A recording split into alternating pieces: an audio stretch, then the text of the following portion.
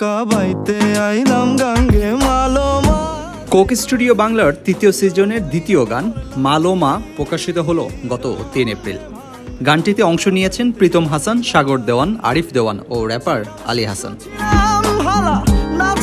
সংসারের জ্বালা সদাই থাকিতাম মায়ের সঙ্গে। নতুন এই গান দর্শক শ্রোতাদের নিয়ে যাবে জীবন ও আবিষ্কারের এক অনন্য যাত্রায়। গানটির সঙ্গীত প্রযোজক প্রীতম, তার সঙ্গে আছে দেওয়ান পরিবারের 2 সদস্য সাগর দেওয়ান ও আরিফ দেওয়ান। তাদের পূর্বপুরুষই মালোমা ঝিলুঝি নামের গানটির মূল রচয়িতা। গানে ভাঙা নৌকার উপমা দিয়ে জীবনকে বোঝানো হয়েছে, আর নদী দ্বারা বোঝানো হয়েছে পৃথিবীকে। ছাদ পেটানোর গানে সংযুক্তি এই গানের গভীরতা আরও বাড়িয়ে তুলেছে।